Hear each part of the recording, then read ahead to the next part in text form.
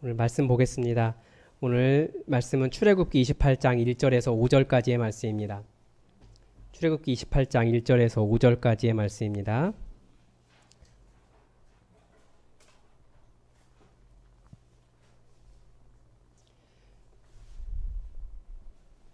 우리 하나님의 말씀을 다 함께 받들어 읽겠습니다. 너는 이스라엘 자손 중 내 형 아론과 그의 아들들 곧 아론과 아론의 아들들 나답과 아비후와 엘르아살과 이다말을 그와 함께 내게로 나아오게 하여 나를 섬기는 제사장 직분을 행하게 하되 내 형 아론을 위하여 거룩한 옷을 지어 영화롭고 아름답게 할지니 너는 무릇 마음에 지혜 있는 모든 자 곧 내가 지혜로운 영으로 채운 자들에게 말하여 아론의 옷을 지어 그를 거룩하게 하여 내게 제사장 직분을 행하게 하라. 그들이 지을 옷은 이러하니 곧 흉패와 에봇과 겉옷과 반포 속옷과 관과 띠라. 그들이 내 형 아론과 그 아들들을 위하여 거룩한 옷을 지어 아론이 내게 제사장 직분을 행하게 하라. 그들이 쓸 것은 금실과 청색, 자색, 홍색 실과 가늘게 꼰 배실이니라. 아멘. 네. 지난주까지 임직자 교육을 다 마쳤고요. 사실은 부족하죠. 왜냐하면 그 전체적인 것은 얘기했지만 각 직분별로 또 해야 될 일을 우리가 잘 배우지 못했는데 안타까움이 있습니다. 저도 사실은 그 직분에 대해서 우리 교회에서 어떻게 할 것인가 직분별로 사역을 잘 가르쳐 드리고 싶지만 뭐라고 할까요?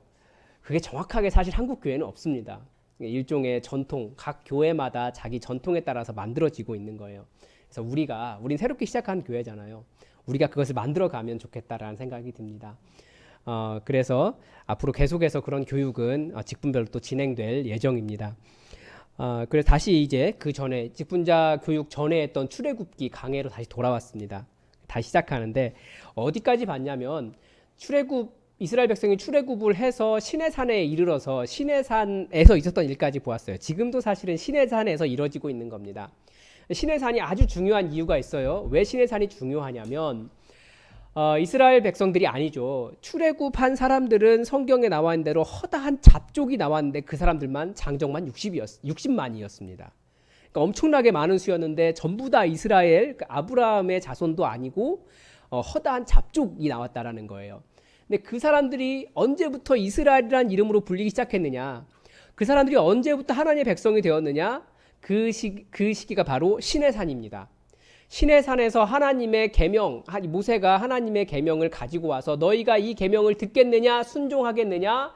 그럴 때 아멘, 우리가 하나님의 계명을 지키겠습니다 라고 말하면서 이 사람들이 하나님의 백성이 되기 시작했다는 겁니다. 그래서 이스라엘 백성도 우리 그리스도인들처럼 처음부터 이스라엘 백성들도 혈연으로 하나님의 백성이 아니라 계약 백성이었다라는 거예요.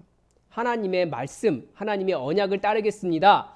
그렇게 해서 계약해서 하나님의 백성이 되었다라 해서 계약 백성이라고 하는 거예요. 그러니까 혈통을 가지고 우리가 아브라함의 자손입니다. 아무리 주장하지만 다 가짜예요. 그 사람들.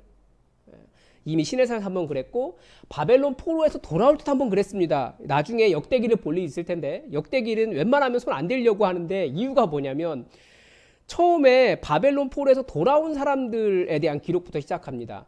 그런데 그 족보가 꼬여 있어요. 그래가지고 여기 나왔던 사람이 여기도 나와요. 근데 같은 인물이에요. 그냥 이름만 같으면 뭐 동명이인이 충분히 있을 수 있다라고 생각하는데 같은 인물이 이렇게 혼란스럽게 나옵니다. 그러니까 걔네들도 처음에 가져올 때 족보가 꼬인 거예요. 돌아온 사람들이 사실은 전부 다 누굽니까? 다 언약 백성. 하나님의 백성은 성경에서는 처음부터 다 언약 백성, 계약 백성. 우리는 어디에 무엇을 따릅니까? 예수 그리스도를 믿기 때문에 하나님의 백성이 된 거예요. 말씀이 가르쳐주는 것은 처음부터 교회는 하나님의 백성은 언약 백성이다. 이겁니다. 그래서 그것이 시내산에서 나왔고요. 그 다음에 시내산에서 중요한 사건이 뭐냐면 율법이 주어진 겁니다. 하나님의 법. 하나님의 법이 주어졌고요. 그 다음에 또 하나 중요한 것이 성막을 만들 양식, 제사법 이런 것들이 주어졌습니다. 성막을 만들 양식. 지금 그래서 오늘 제사장의 옷 부분은 성막 만드는 부분은 건너뛴 거예요. 뭐 성막 만드는 부분에 굉장히 중요한 의미가 많이 있습니다. 그런데 그것을 다 살펴보려면 사실은 쉽지 않아요. 이게 사실 성막 이렇게 만드는 사람들 있잖아요. 이거 성막이다 재현한 사람들. 정말 쉽지 않은 거거든요.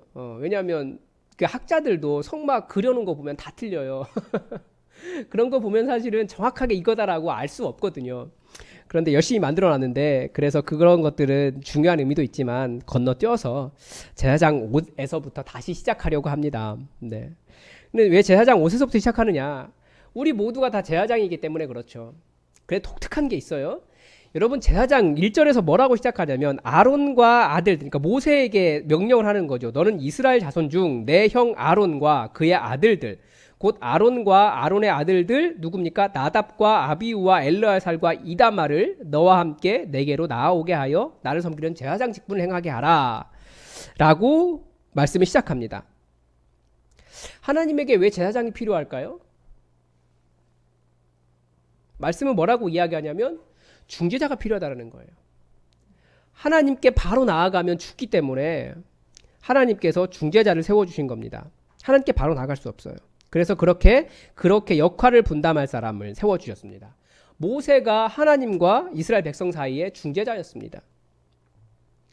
제사장도 마찬가지입니다. 하나님과 이스라엘 백성 사이의 중재자입니다. 계속해서 그런 일을 감당합니다. 그래서 어떻게 하는 겁니까? 중재자라고 하는 것이, 중보자라고 하는 것이 예수님의 모형이기도 해요. 이스라엘 사람들이 자신의 죄를 가지고 하나님께 나아갈 때 제사장을 거칩니다. 그러면 제사장이 그 죄를 물론 이렇게 제물에게 손을 얹어서 전가를 하지만 죄를 짊어지고 하나님 앞에 나아가는 거예요. 이 사람을 용서해달라고. 그런 중보자입니다. 그래서 우리에게는 누가 있습니까? 영원한 중보자 예수 그리스도가 계십니다. 그래서 우리의 죄를 짊어진 영원한 대제사장 예수 그리스도가 있습니다. 다만 차이가 있다면 무슨 차이가 있습니까? 우리는 예수 그리스도의 십자가 사건을 통해서 예수님의 보좌에 바로 나아갈 수 있게 되었다는 거예요. 그러니까 예수님이 우리의 중재자가 되었기 때문에 예수님께 하나님께 바로 나아갈 수 있다는 거예요. 그리고 기도할 때 우리는 예수 그리스도의 이름으로 기도를 하는 거죠. 그래서 목사를 중재자로 중보 기도할 수 있지만 저는 중재자가 아니에요. 중보자가 아니에요. 오로지 우리의 중보자는 예수 그리스도밖에 없어요. 천주교에서도 여러 성인들이 있습니다. 그 사람들의 논리는 뭐냐면 그 청와대에 있는 뭐 1급 비서관 뭐 이 정도쯤 되는 거예요. 그래서 청와대 대통령하고 직속으로 통할 수 있는 비서관이 있으니까 그 사람에게 연락해서 내 소원을 좀 대통령에게 알려주십시오. 이렇게 말하는 개념이거든요. 그래서 성인들의 이름으로 성인들에게 기도를 하는데 우리에게 중재자는 성경은 영원한 중보자는 오직 예수 그리스도밖에 없습니다.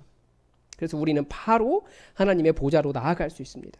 그러니까 목사도 그런 중재자가 아니에요. 우리의 중재자는 예수 그리스도뿐입니다. 그러면 우리도 제사장이거든요.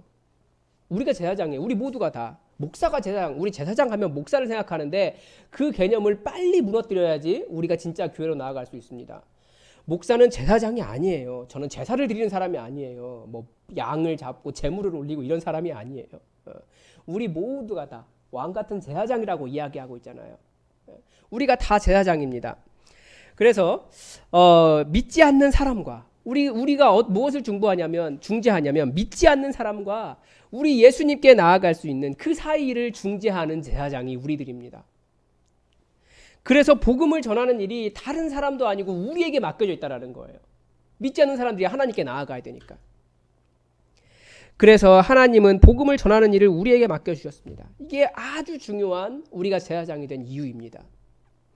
그런데 이 제사장의 직무를 시작하면서 첫 번째가 뭐냐면 2절에 내 형 아론을 위하여 거룩한 옷을 지어 영화롭고 아름답게 할지니 제사장 직분을 시작하는데 첫 번째 하는 일이 뭡니까? 옷을 입히는 겁니다. 옷. 거룩한 옷을 입히래요. 옷을 입히는 이유가 뭡니까? 그런데 영화롭게 하고 그렇게 바짝바짝하고 멋있게 하라는 거죠. 아름답게 하고 그렇게 하랍니다. 옷이란 게 뭡니까? 기본적으로 이 옷이라고 하는 것은 굉장히 멋있게 만들라는 얘기예요. 영화롭고 아름답게라고 이야기하고 있는데 그런데 하나님을 섬기는 사람은 사실은 인간적인 모든 게 가려져야 하기 때문에 이 옷을 입는 겁니다.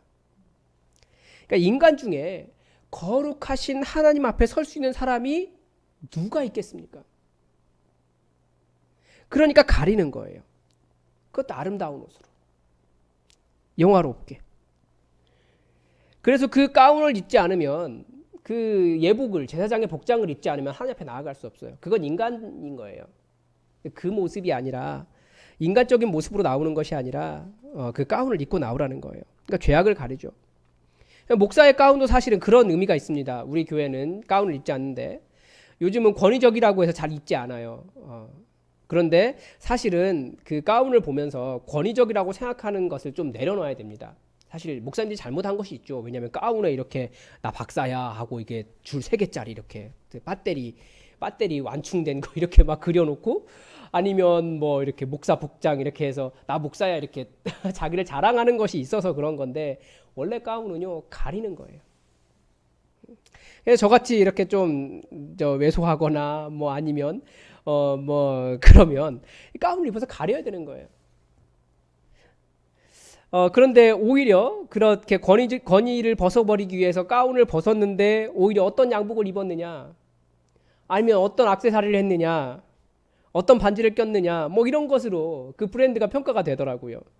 굉장히 안타까운 일이죠. 그래서 저는 여전히 가운으로 몸을 가릴 필요가 있다는 생각이 들어요. 아무것도 드러나지 않고 인간적인 목사로서의 모습은 다 가리고 그럴 필요가 있죠. 그래서 목사도 사람으로서 모든 연약함을 다 가지고 있습니다. 그러나 강단에서만은 인간 목사가 아니라 굉장히 중립적인 하나님의 심부름꾼으로서 설 수 있도록 해야 되는 것이 가운이죠.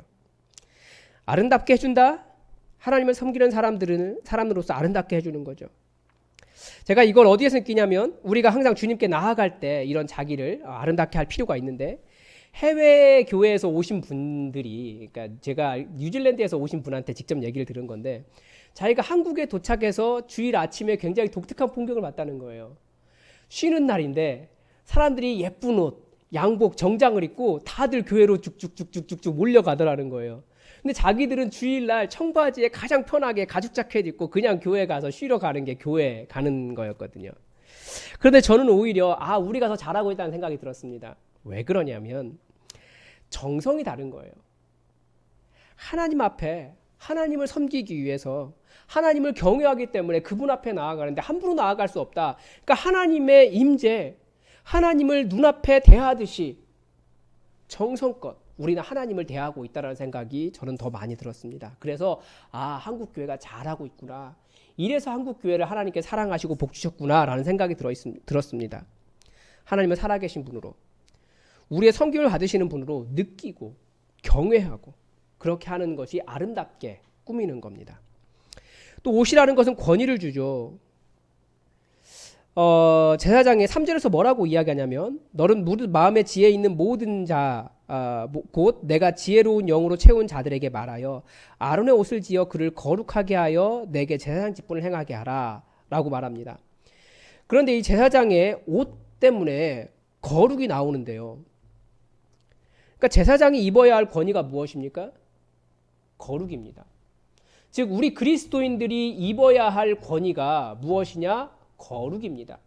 우리 그리스도인들이 입고 있어야 할 아름다움이 무엇입니까? 거룩입니다.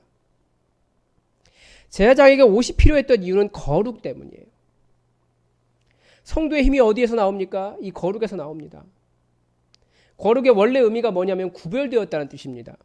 무엇을 위한 구별입니까? 여호와 하나님과 관련된 모든 것이 거룩이에요. 예를 들면 성전의 기물, 하나님께 바쳐진 제물, 제사장, 뭐 다 여호와의 이름으로 불리는 모든 것들이 다 거룩입니다. 그래서 교회에 와서 교회의 모든 물건들도 사실은 다 하나님께 바쳐진 거고 하나님을 예배하기 위해서 있고 교회를 위해 있는 거기 때문에 다 거룩한 것들이에요. 그러니까 선풍기도 그렇고 컵도 그렇고 교회에 있는 물건 하나들이 전부 다 거룩한 것들입니다. 그렇게 해서 구별되었다는 거예요. 하나님께 드린 것으로. 그런데 또 하나 사람에게 해당되는 거룩은 무엇이냐면 이 독특한 덕목인데요. 하나님을 섬기기 위해 하나님을 닮아라 라고 요구하신 게 거룩이에요. 이스라엘 백성들에게 거룩을 요구하실 때 나를 닮아라 라고 말씀하셨습니다. 그러니까 사람에게 하나님을 닮은 진실함, 모든 생명의 아버지 되시는 그 넓은 마음, 사랑, 생명 주시는 것, 정의 이런 것들이 다 거룩에 해당하는 겁니다. 그러니까 눈에 보이는 모든 것들도, 하나님과 관련된 모든 것들도 거룩이고 구별된 것들, 눈에 보이지 않는 하나님과 관련된 모든 것들도 다 거룩입니다. 좀 다르기를 바라신 거예요. 그래서 우리를 제사장으로 불러주셨는데 우리도 첫 번째 해야 될 일이 뭘까요? 예수 그리스도로 옷 입는 거예요. 우리의 죄악을 가려주고 우리를 아름답게 하는 이름은 예수 그리스도밖에 없습니다. 우리의 본 모습, 인간적인 것, 우리 생각들을 보면 사탄이 끊임없이 네가 그냥 죄악된 사람밖에 되지 않지, 네가 무슨 제사장이냐 라고 사탄이 이야기하잖아요. 그래서 뭐 하나 하라 그러면 아우 저 같은 사람이 어떻게 합니까? 라고 생각하는 마음이 바로 그것이 바로 사탄이 너 부족해 라고 말하는 것과 똑같아요.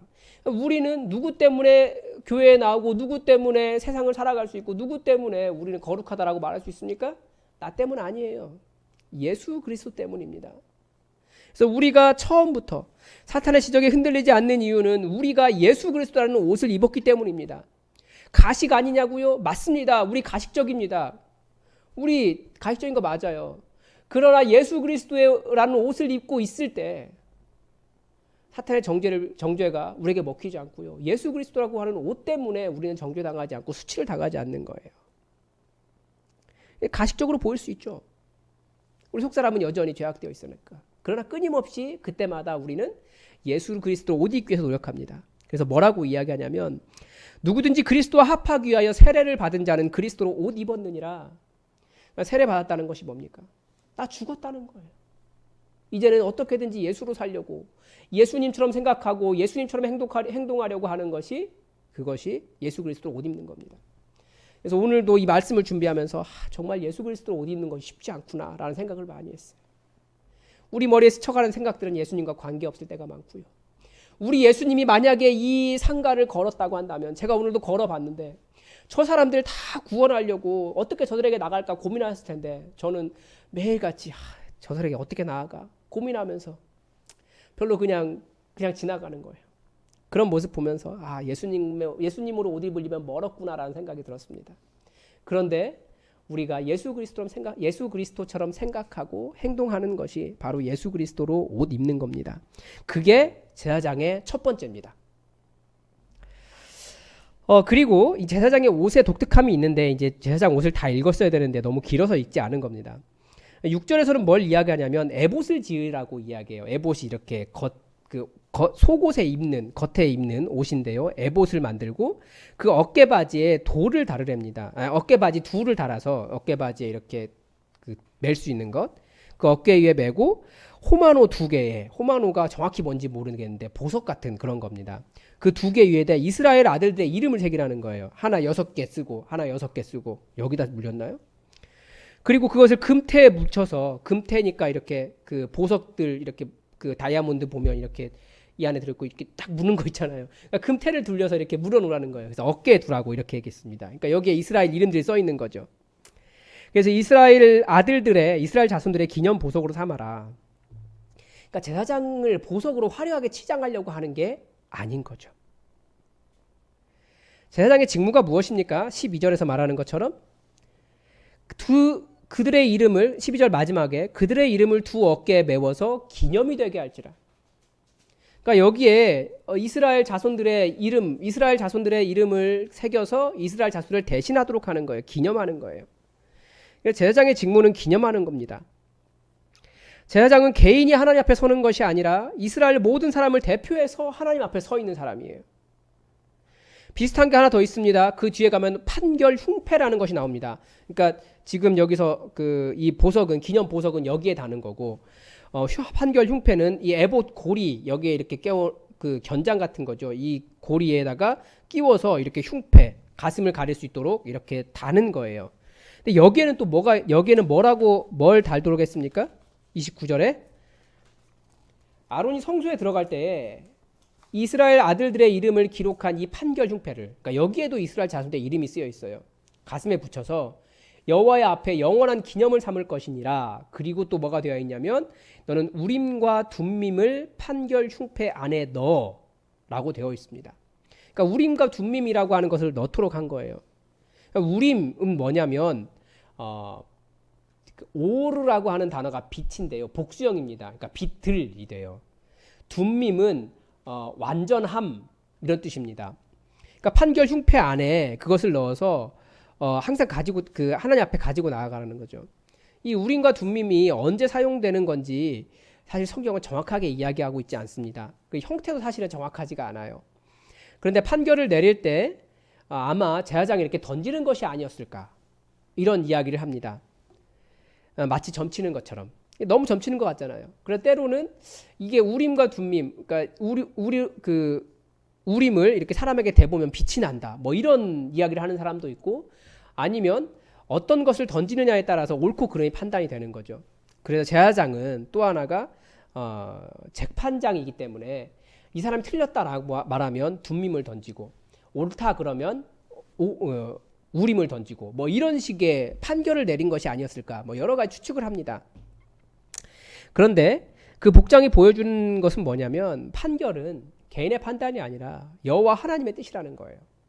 이게 정의라는 거죠. 하나님의 뜻을 따르는 것이 정의입니다.